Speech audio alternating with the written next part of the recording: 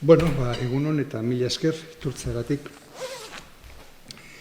Aurkezpen honetara, gaur aurkezten dugun liburua Irena Solaren Dikeak eleberria da. Nik bitz, aurrenik, idazleari buruz, ez? Esango nuke, lehenik eta behin, harrigarria gerta daitekela Irena Solak gaztea izanik eta gaztea izateagatik, ibilbidearen luzera, ez da ikaragarria, baina harrigarria dana da izan duen, jaso duen onespena. Bere lan guztiek izan duten oi hartzuna. Pixka bat luzea ez denez zerrenda, egingo dut, irakurri egingo dut zerrenda, edo kontatuko dizuet. Aurrena atera zuena izan zen poema liburu bat, Bestia, izenekoa, 2012an, badira urte batzuk, eta harek Amadeu Oller saria jaso zuen, oso izen, ospe handiko izena, katalanezko poesia gintzen. Gero, etorri zan, als Dix, guk Dikeak, moduan argitatu duguna, eta harek atera zuen beste sona eta prestigio handiko sari bat, dokumenta saria, 2017an, dokumenta saria. Dokumenta saria da, Bartzelonako liburu den da oso ezagun eta emblematiko bat, batek ematen duena, eta saria ematearekin batera, dator liburua argitaratzea. Saria emateaz aparte, liburua argitaratzea dator. L'altra editorial izeneko argitaretxeak argitaratzen ditu dokumenta sariak. Eta horren ondoren, els Dix horren ondoren, etorri zan 2020an, nik kantatu eta dantza egiten du mendiak. Guk 2020an bertan argitatu genuena, euskeraz, izenburu horrekin, eta horrek jaso zuen alde batetik anagrama eleberri saria, horregatik argitatu zuen anagramak, bai euskeraz, bai gaztelaniaz eta bai lehenago katalanez, eta baita ere Europar Batasuneko literatur saria.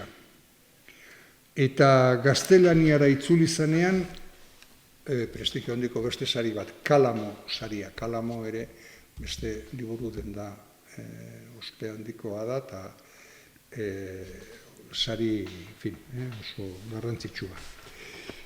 Beraz, lehen aipatu dudana, ibilbide laburra, ez sekulako liburu pila egin duen idazlea, baina bai, onespen handikoa. Eta, horrelako idazle baten parean, pareko itzultzailea behar genuen, eta Josean Losegirekin kontatu dugu, eta pozik berak onartu zuelako lan hau egitea, honen aurretik ere egin zuen, eta Irena Solaren nik kantatu eta dantza egiten du mendiak, hain zuzen ere, itzulpen horri eman zitzaion 2021an Euskadi itzulpen saria. Beraz, aipatu beharra dago, itzulpen Euskadi saria oso bakanetan ematen dela literatura unibertsaleko lanetatik aparte, lan komatxo artean jarrita komertzialetan. Eta Joseanena izan zen oitako bat. Joseanen ibilbidea literatur itzulpen gintzan luzea eta emaitza oso garrantzitsuak eman dituena da, bi hizkuntzetatik idatzi edo itzuli du gehien bat, batetik frantsesetik, Raymond Queneau, Amélie Nothomb, Marie Dariussec, Denis Diderot, Lydia Flem. Eta katalanetik ere itzuli du Irene Solaz aparte, Pau Joan Hernández, Pascual Alapon, Sebastián Alzamora. Bueno, nik Josani, esan behar nuen baita ere gaztu gabe, gaur Irenak ez duela gurekin lotzerik izango, bideokonferentziaz asmoa genuen bai bera baigu, baina momentu honetan Tailandian dabil viaje luzean, eta arazo teknikoak batetik, eta gero ordutegi arazoak bestetik, horiek girela medio ezin dugu berarekin izan. Baina, bai, hor prentsa oharrean ikuste duzu bere juzkua edo berak esatekoa daukana bere obrari buruz hortxe jaso dugu eta pasatu dugu, nik komentatu egingo dut pixka bat gainetik. Dikeak eleberria bera Inglaterran zala idatzi zuen. Idazlea izateaz aparte, Irena Solak arte plastikoekin oso harreman estua du, artista da alor horretan, eta Inglaterran lan egin zuen denbora batean, arte galeria batean. Beraz, mundu hori ere landu du. Antzala idatzi zuen eleberri hau, eta gai nagusi bat dago muinean. Gai baino gehiago ikerketa bat dago muinean. Eta bere hitzetan esango dizuet. Nondik ateratzen dira historiak? Norenak dira historiak? Nor dute jabe? Eta batez ere, ze nolako botere hartzen du bere gain, historia bat kontatzea ardura hartzen duenak, bere gain hartzen duenak, ze nolako botere hartzen du. Hori da, bere ikerbide edo ikerlerro nagusia, ez bakarrik dikeak eleberrian, oroar bere literatur gintzan. Gutxienez, dikeak eta nik kantatu eta dantza egiten du mendiak eleberrietan. Identifikagarria da, dikeak eleberrian ageri den paisaia, esan daiteke oso gertukoa dela Irene Solaren paisaia dan Osona eskualdekoarekin, Osona eskualdean dagoen herri batean hasi zen bera, Maila izeneko herrian, eta, pentsa daiteke historiak inguru horretan gertatzen direla, ez du berak zehazten, baina pentsa daiteke hori dela. Osona alde hori ezagutzen ez duenarentzat, bik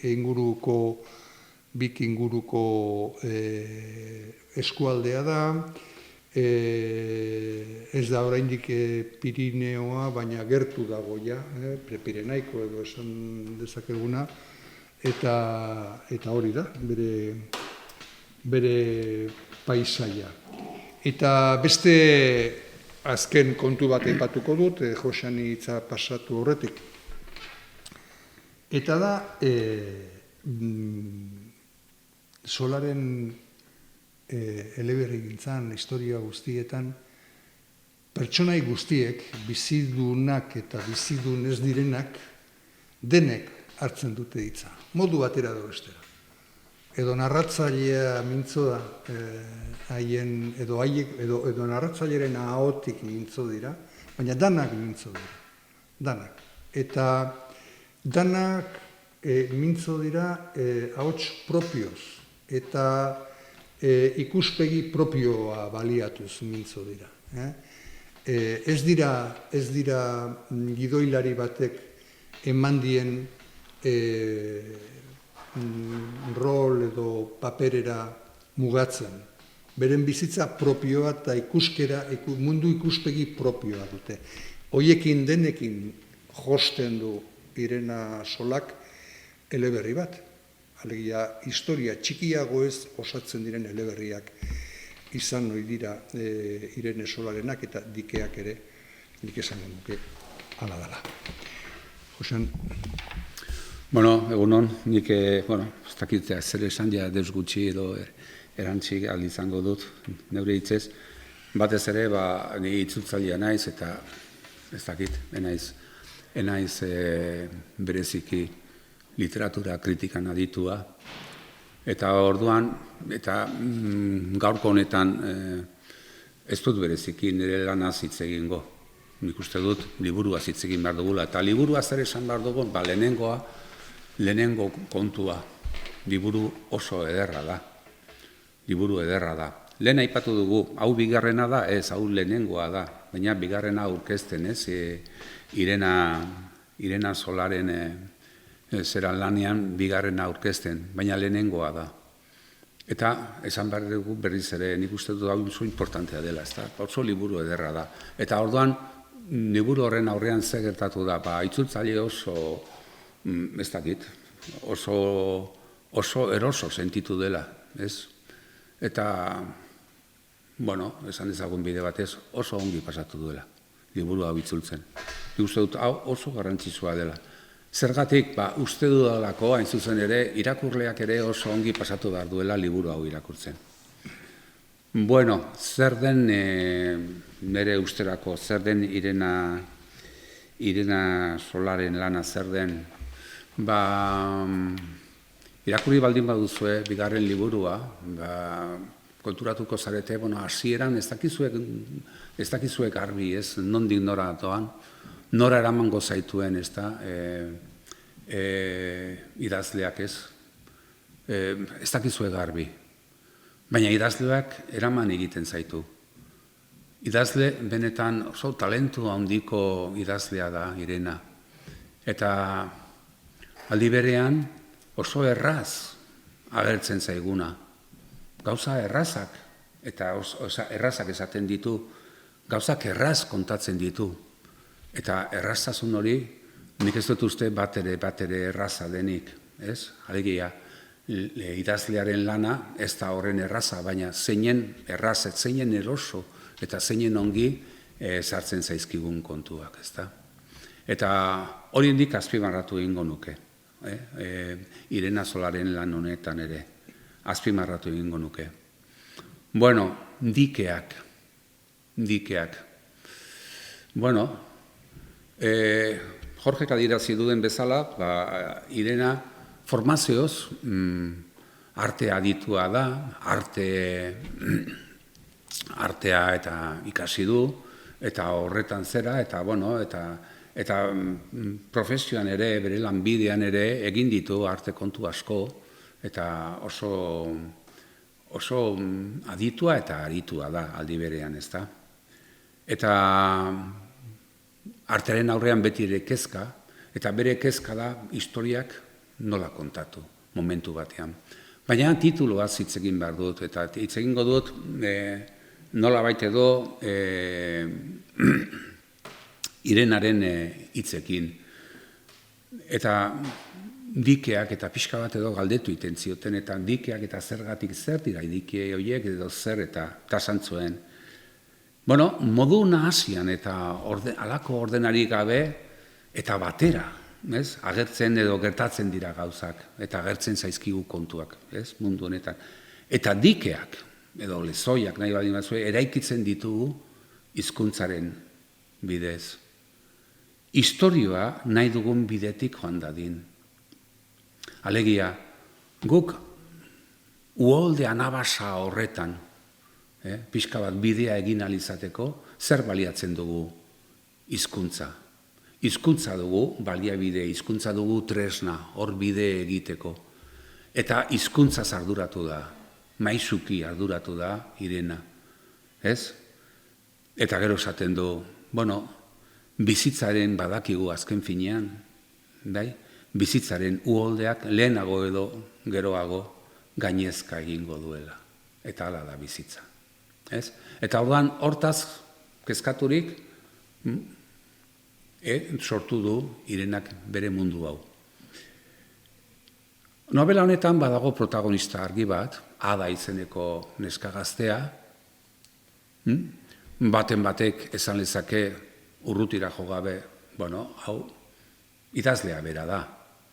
Eta hor daude, antzekotasun asko dago, ez?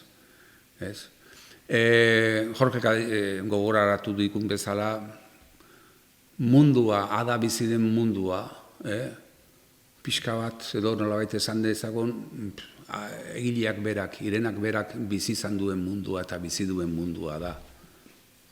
Baina, hortatik aurrera ezin dugu deus ere esan. Ari gara novela bati buruz hizketan.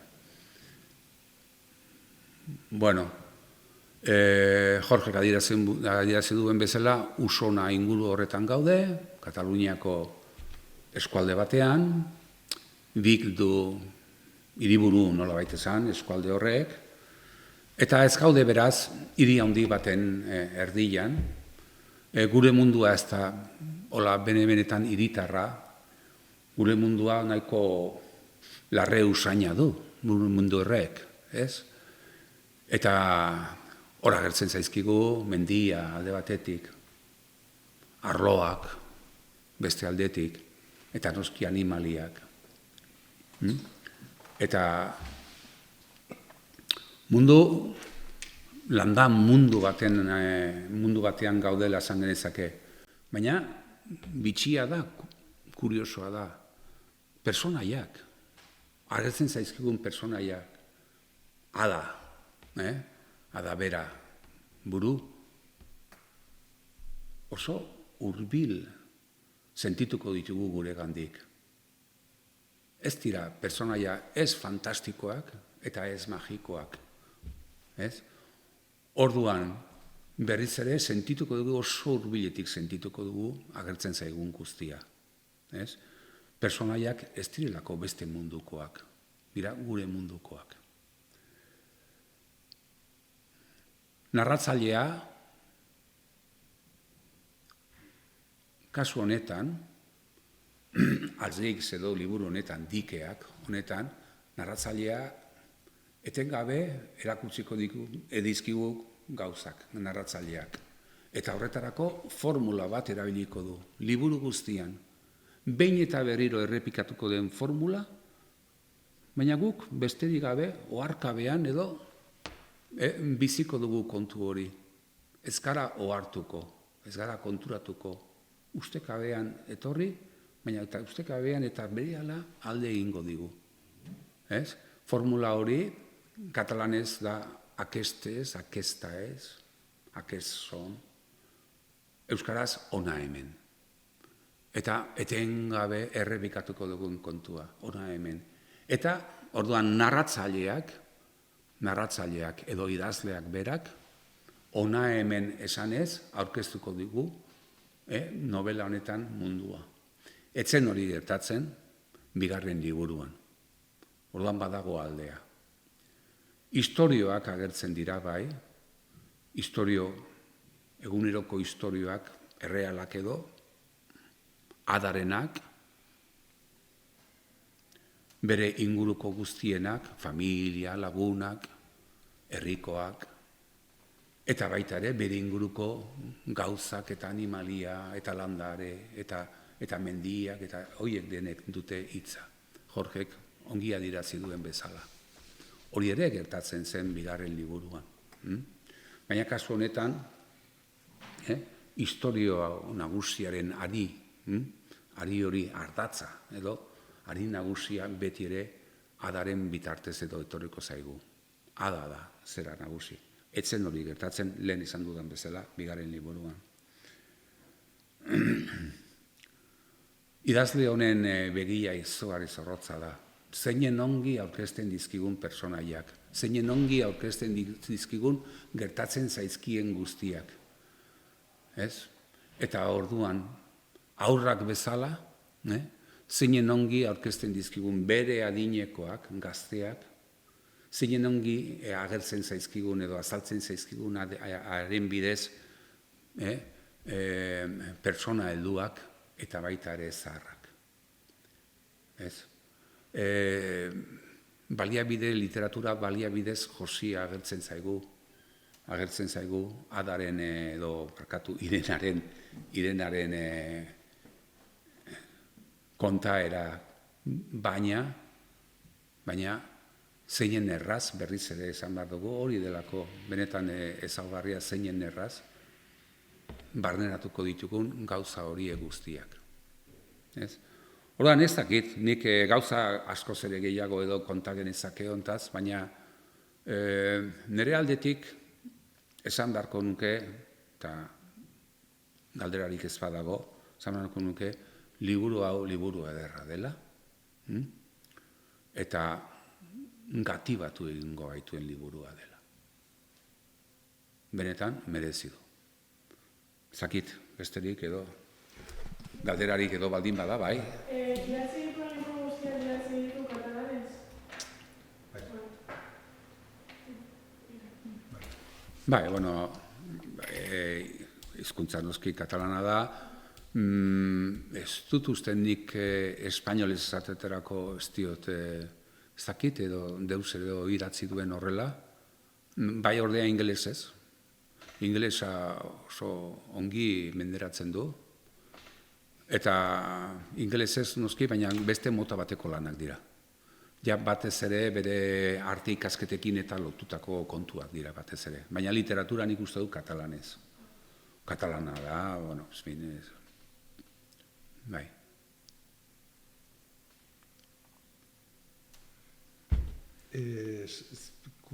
Begira, da gauza bat, nire buruari, galdera hori entzun dudan arte, nire buruari eginez dio dana, eta berak, uste berak itzultzen duenik bere lana gaztelania da. Ez dut uste, baina ez da. Bueno, liburuetan ez da gertzen bera, ez da beste baten itzulpena da. Bai, ez. Ez que de repente etorri zaite zalantza.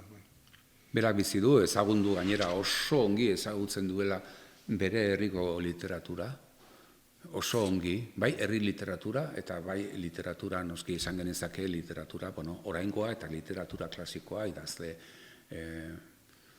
eta noski hor Katalunian ere badu, ez, eta oso ongi ezagutzen du, eta, bueno, eta bizi du hizkuntza, eta ez da, bai. Oso, no? Mila esker.